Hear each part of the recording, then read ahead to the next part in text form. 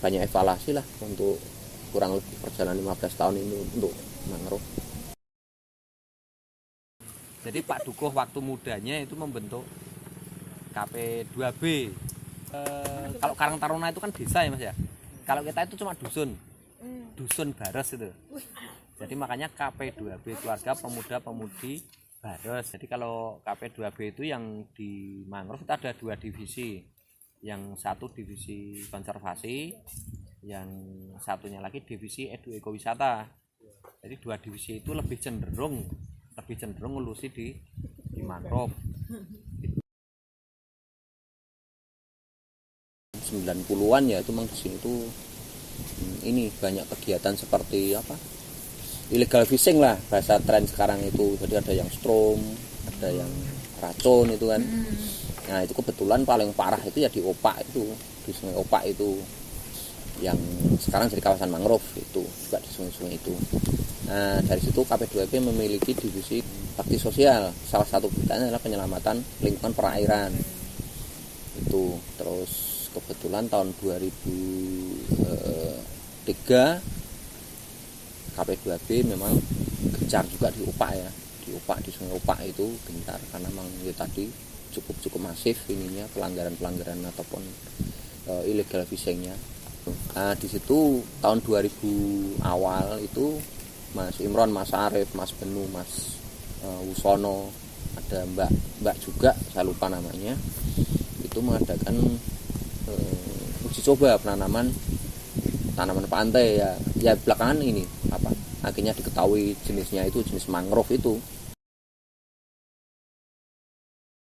4 jenis itu, jadi ada Avicennia, ada Rhizopora, ada Bruguera, dan Nipah. Yaitu yang 4 itu yang ditanam dicoba di kawasan itu. Di kawasan selatan di sekitar Muara Opak itu kawasan yang sangat labil masalahnya. Jadi kawasan itu sangat-sangat labil. Artinya musim laut itu lautnya ekstrim, kebetulan laut selatan. Ya itu otomatis banyak proses seperti abrasi itu pengaruhnya kuat di kawasan itu. Kemudian angin lautnya berkadar garam tinggi kuat sekali juga nanti bulan-bulan Agustus sangat kuat. Itu mungkin akan sangat beda di kawasan-kawasan mangrove yang di utara. Mungkin perbedaan cukup jauh ya. Nah, cukup sinkron. Musim laut atau pengaruh laut itu cukup ekstrim juga. Kemudian yang kedua pengaruh yang dari darat, artinya wilayah Tirtohargo, wilayah mangrove sekarang itu kan Opak ya, Muara Opak. Jadi kalau Opak itu merupakan bisa dikatakan tumpuan air dari 10 sungai besar yang ada di Jogja. Opak itu panjangnya 65 km, itu berhulu di Merapi ya. Itu jadi kalau sana ada Gendol, Kuning, Tambak Bayan, Belik, Winongo, Cudi, Oyo, Gajah Wong, Celeng, Kaligawe itu cuma masuk Opak. Jadi anak sungai Opak itu kurang lebih 10. Mungkin bukan anak sungai tapi ibu sungai karena besar-besar ya itu masuk Opak semua. Jadi yang kita bilang cukup ekstrim itu karena memang Opak itu tumpuan sungai-sungai besar yang ada di Jogja, bahkan yang ada bagian itu dari Klaten, dari Wonosari itu maksudnya Opak yang ada di sesar Opak itu, makanya ada sesar Opakan. Itu semua masuknya di kawasan mangrove itu akhirnya. Jadi kan bisa dibayangkan ketika Jogja, Klaten, Wonosari bahkan hujan, itu pastinya kawasan itu menjadi kawasan yang cukup ya dalam tanda kutip mengerikan ya. Ya itu yang bisa tadi kami katakan bahwa kawasan itu cukup kawasan yang cukup ekstrim. Ada Avicennia, ada Rhizopora, ada Bruguera itu kan, ada Nipah. Kenapa tidak Sunrasya? Ya itu mungkin pertanyaan kita, tapi belakangan jawabannya sedikit banyak sudah terang kan. Ternyata Sunrasya itu tidak mudah untuk dibibitkan. Jadi mungkin awal 2003 ya itu masalah itu mungkin yang menyebabkan kenapa tidak nanam Sunrasya yang kita itu sebenarnya punya. masih menjadi problem ataupun masalah yang harus dicarikan jalan keluar untuk pembibitan rahasia, termasuk dengan Mas dan Mbak dari Mercu ini yang kita masih sangat-sangat meminta supportnya, karena itu terbukti memang pertumbuhannya cepat, banyak keunggulannya juga ya, terbukti mungkin sampai ratusan tahun masih eksis kan, berarti itu mungkin yang sebenarnya mungkin petunjuk bagi kita yang untuk melangkah ke depan, ya mungkin itu yang salah yang cocok. Problem di pembibitan kita memang belum dapat solusinya, ya kita memang selama ini bisa dapat sih, tapi kan harus beli dari Cilacap, harganya pun nyaris sampai 4 sampai 5 kali lipat kan harganya dengan Rhizopora. Ada 2 atau 3 ya sebenarnya. Kalau di literatur memang ada Yuna paling depan, perintis itu Yuna kedua, Yuna ketiga, paling itu. Ya kenapa ada 3 atau 4, banyak juga yang membedakan ini untuk membagi Yunasinya. Sebenarnya Yuna Nipah itu Yuna yang paling belakang, kemudian ada Yuna paling depan ya kita yang sekarang di api-api itu Yuna depan. Nah, di belakangnya kan ada Rhizopora tuh, itu yang tempat hinggap atau jadi rumah lekoknya itu kan, itu tidak di paling depan tuh. Tapi nanti akan berubah-ubah karena proses tadi ekstrim abrasi atau apa, jadi bisa jadi misalnya afisiennya habis ya akan terbalik dengan sendirinya. Jadi yang di timur itu kan sudah terbalik kan, karena afisiennya juga hancur semua, yang tinggal di sana Rhizopora. Nah itu tujuan kedua dulunya. Tapi kan kita sampai saat ini mungkin kalau dihitung kita akan kehilangan di zona inti itu mungkin 10 hektar lebih ya, karena itu pasti tidak bisa dipungkiri, itu pasti nanti ada pengaruhnya ke mangrove-nya. Yang perubahan alam ini yang tidak kalah penting juga perubahan pola hidup masyarakat atau manusianya.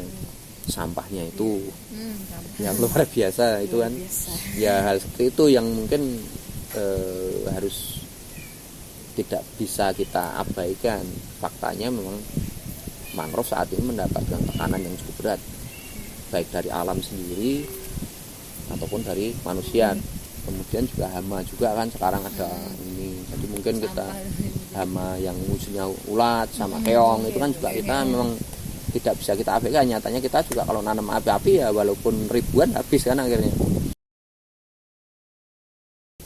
Kalau hama sebenarnya kita mencoba memulakan ya, membuat pola penanganan yang pas. Itu salah satunya memang dengan alamiah, predator sebenarnya. Kita kalau yang ulat mungkin ya dengan cara sebenarnya melepas liarkan burung pemakan serangga. Faktanya tidak bisa abai ya sekarang.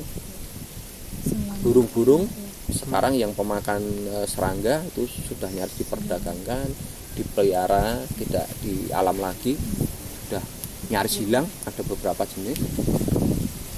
Dan pertanian pun nyatanya juga terancam juga, karena kita sudah kehilangan predator alaminya itu. Kita memakai pestisida yang besar-besaran. Saya pikir itu tidak bisa dianggap sepele.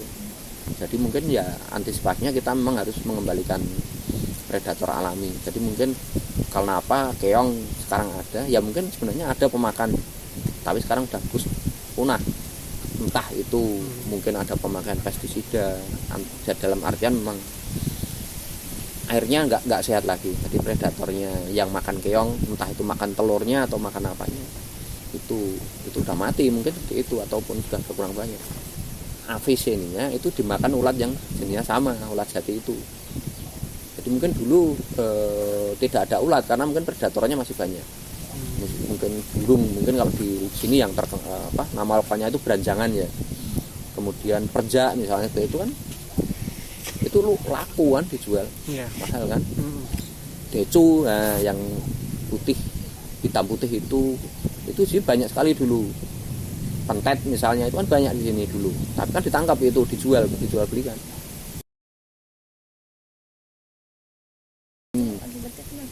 Itu karena memang di bawah ada hama pemakannya. Itu dimakan akarnya. Iya, dimakan akarnya. Ya? Akar muda-muda itu dimakan.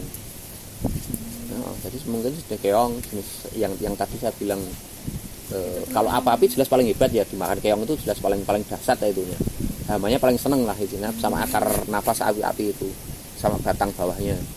Jadi ketika di situ ada api nanti di bawah itu dimakan keong. Jadi seperti kulitnya itu hilang.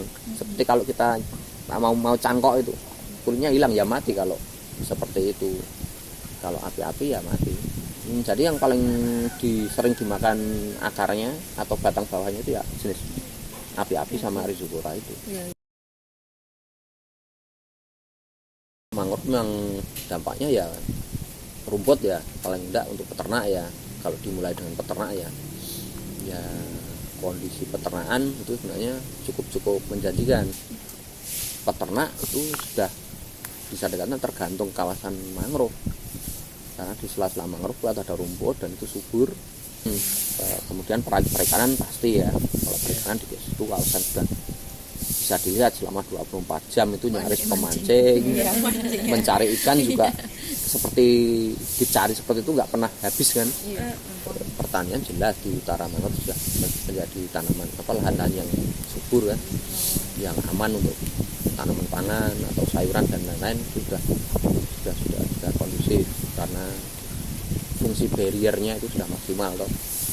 Terus yang kalau sosial budayanya ya kita banyak dapat teman kan. Ya mungkin kita juga kenal saudara kita mulai Aceh sampai Irian ya.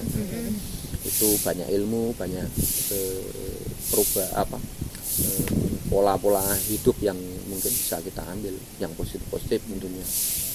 Itu kita juga ada paket wisata yang mungkin sedikit banyak itu juga bagi masyarakat juga ada nilai tambahnya lah. Selain menjadi petani, selain nelayan, kita juga bisa menyediakan servis lah untuk tamu yang datang. Kan banyak yang tamu yang datang itu mungkin 1 bulan kurang lebih 500-an kan ke kita. Kalau tidak ada mangrove kan tidak mungkin ada yang ke situ.